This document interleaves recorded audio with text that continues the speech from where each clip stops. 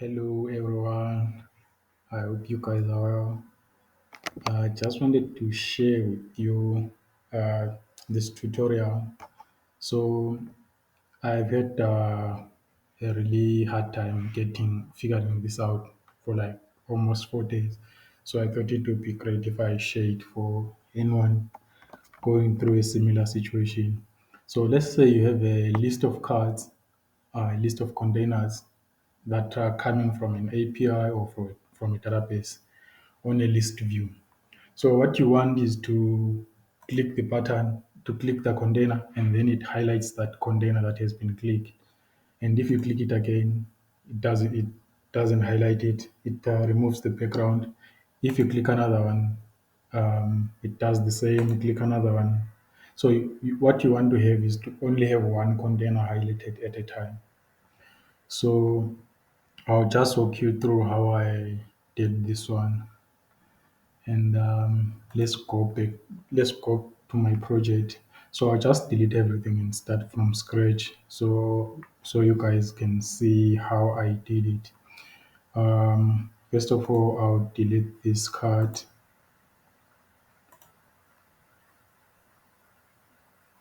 Okay. Uh, Let me just delete this. Delete this list view. Okay, so you can see we'll be starting from scratch, so that you also see how you can do it. Okay, let's see. Okay, deleted, and I'll delete my localhost variables as well. So we'll start by adding a list view into our column. There is the list view, and then inside this list view, I just want to have a container with an image and text. So I'll look for a circular image.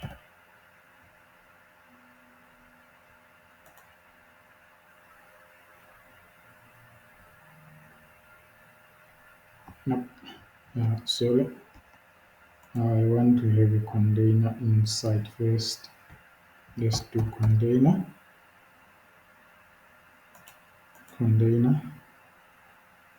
Where is our container? Um, oh, now we have two of them. I guess it's because of my network. It's a bit slower here.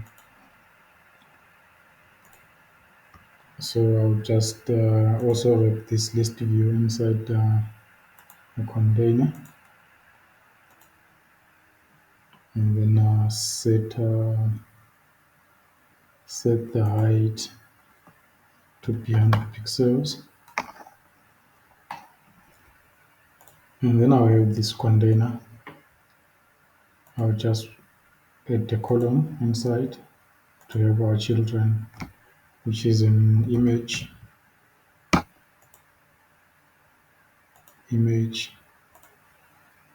Um, let's make it a bit smaller,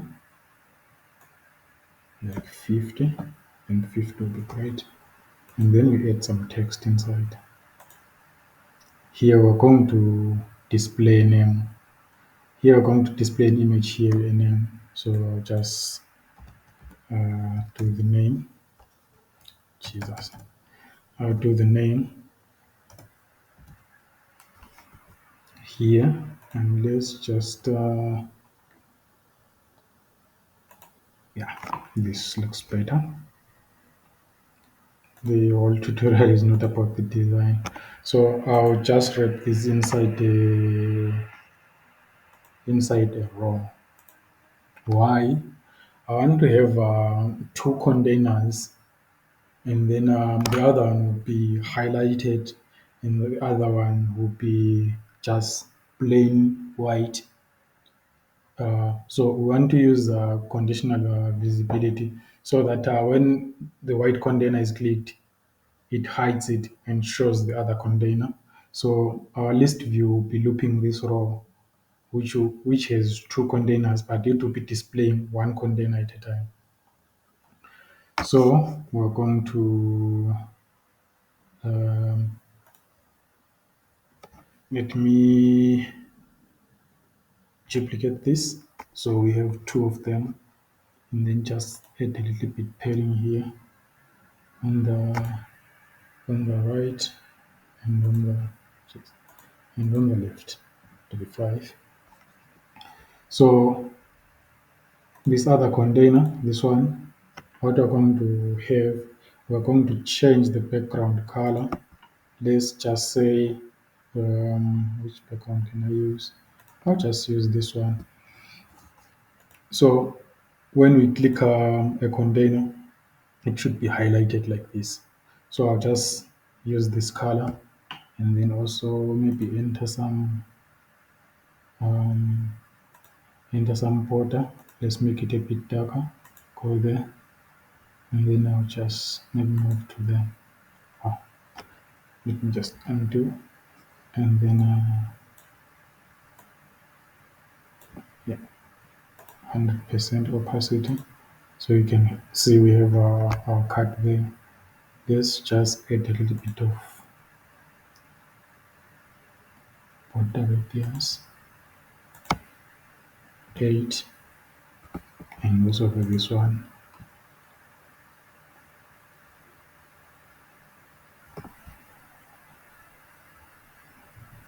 Where is the border radius? Okay, there, 8. Okay, so now I'm using this website.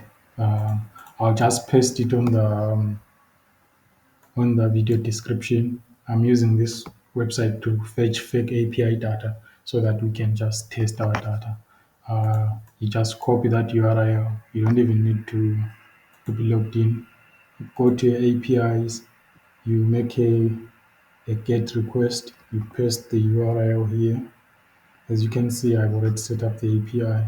If you don't know how to do that, you can check out videos on how to do an API. So I'll click here and I'll test my API. As you can see, it brings back our data.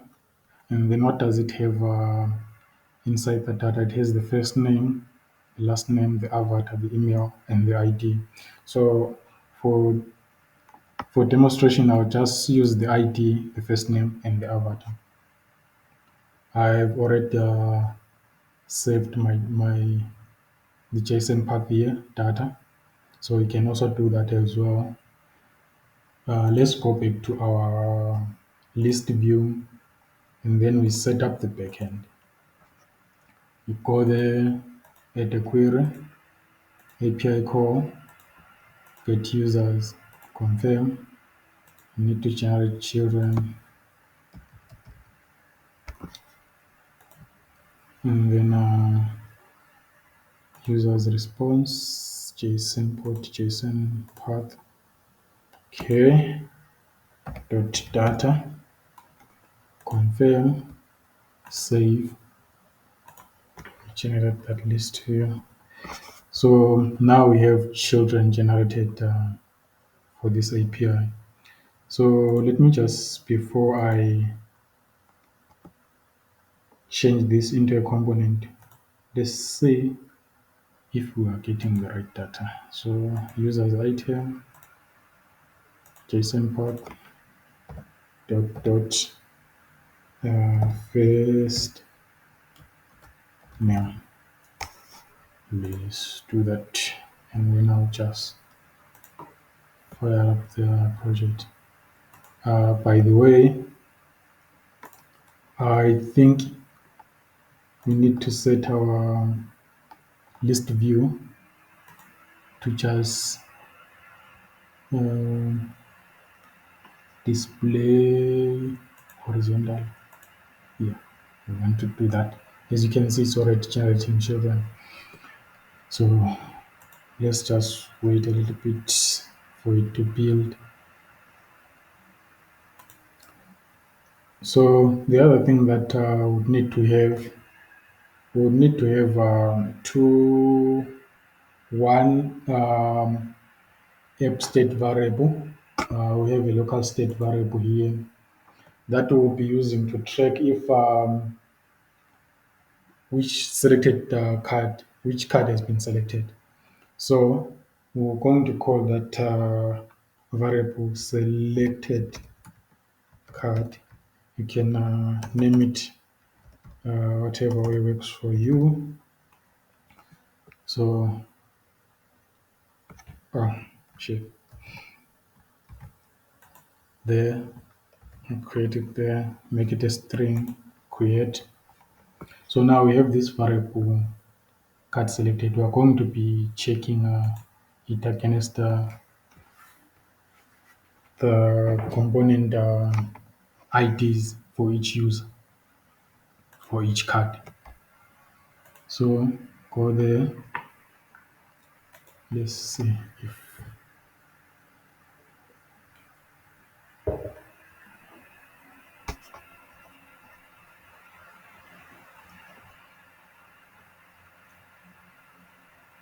okay.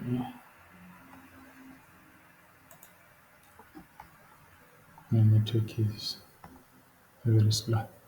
Sorry about that. And I'm very nervous. This is my first time recording a video. I hope you guys it really helps. Please comment if it helps. So you can see we have these two cards, and then the first one it has a name, George. We have Janet. We have Emma. So it's actually working data from our API. So what we want to have also here on this image, we want to fetch it from the API. So let's go the users item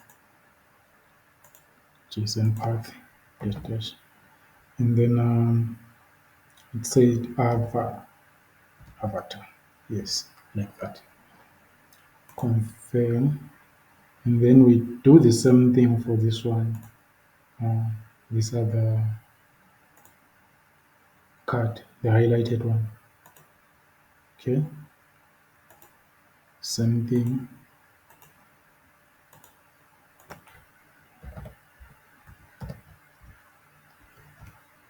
Avatar, confirm.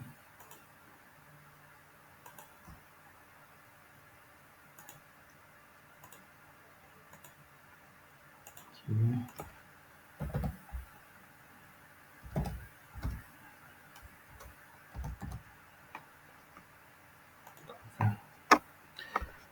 Let's see if that is working fine.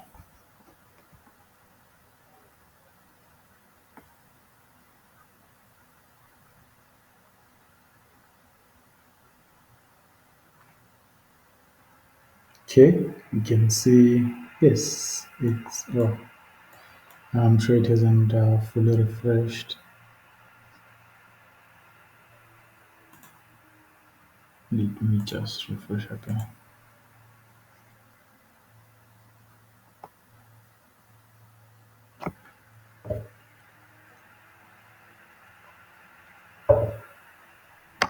Okay, you can see now it's working fine. So now we want to click this and it highlights. So what we're going to do, we go back to our project.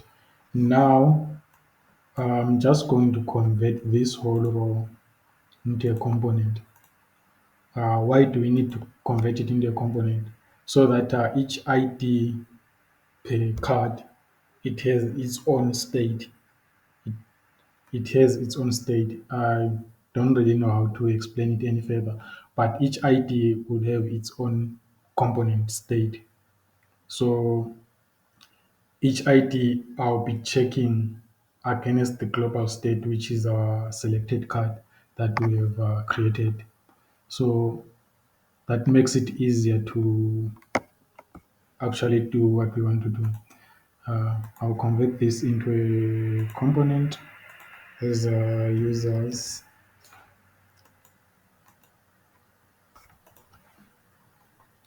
I'm not really sure why it's not allowing me to do that. I've tried it. Okay, yeah. I didn't click properly. So users card. Okay. Create component. So automatically it will add these parameters, which is for image parameter one, parameter two is for the first name. But in case you don't manage to do that, you can just create a component and cut all that row, the whole row, and paste it here, and come here and just add parameter. In our case, we are going to need the ID. So I'm going to create another parameter. So the first name in the image, you can do the same if you don't manage to do like I do. And go there, just make it a string, and then yes, it to be required. So confirm, just like that. So you'd see it would just give us an error here. Now, where we are calling our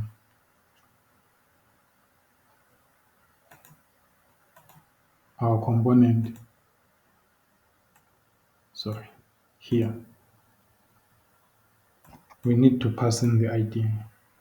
So the same way you see it already passed this automatically. So I don't know why it hasn't yet picked up that I should pass in, oh, okay, ID, let's fix that first. I'll just do that.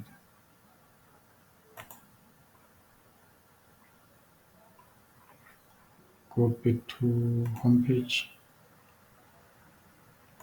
There, I need to pass in this. This is weird. It should give me an option to pass in the ID. Okay, let me just go back to the component.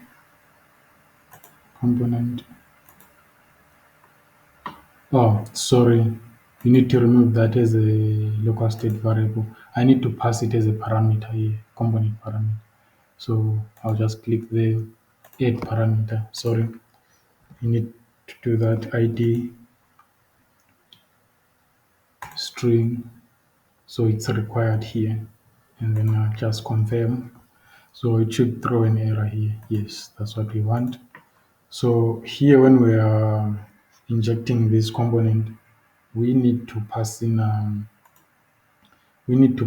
ID. So the ID will come from users users item. So it will grab the current user that is being looped and then passing that ID. So that component will have a state of ID for that current user. So you can see we have it right now. So I'll just go back to our card and then expand it a little bit. Go to our component. So this is the first card. This we want to have it by default. And then this one, it should be displayed conditional. Yeah, both displayed conditional, but this first, when you click this one, it displays this one. So let's start with this one. So we go to conditional visibility. What we want to have, we need to select our app state selected card not equals to current, geez, sorry, um, app state selected card not equals to set a value, not equals to ID, this current ID that we passed in as a parameter. So we'll be checking against that. Confirm. So we want to do the same thing for this one, but actually apply just the opposite of that. Go there, app state, selected card. You want to display this only if the app state selected card is equals to what? This current ID. So we're going to go the selected card, yes, and then equals to, then we set the value should be equals to this ID, then we'll be displaying that. But now we need to also add the logic. So on click this white container, the default one, we want to update our local app state variable, which is selected card. We want to update it to have the value of this current ID. Okay, and then we want to rebuild. Yeah, rebuild the pages. So I had a really hard time around rebuild here. So just do exactly as I do. Um, Otherwise, it will be giving you some bugs, and then you click, and then it selects two containers or deletes others, something like that. It took me quite some a while to do that. And then I'll just copy this action and close. Go to this one. So what we want to do is that when you click this selected one, we want it to unselect and display the default one. So I'll just paste the actions. But here, instead of getting the value from there, we just need to just put a space so that it's blank in a way. And then, yeah, that's it. That should be able to work. Let's test it out. I'll just reload here. I hope it is saved. Let me just in case.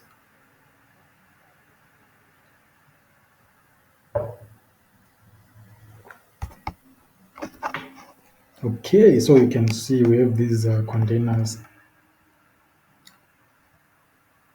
So I click this one. See, it highlighted it. I click it again. It removed the highlighting.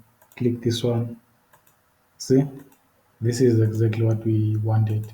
So I hope this tutorial has been helpful to you guys. Anyone who has been facing difficulties, please like and comment the video if it was very helpful. And sorry for the way I talk. It's just my first time, so I'm very nervous. Okay, thank you guys.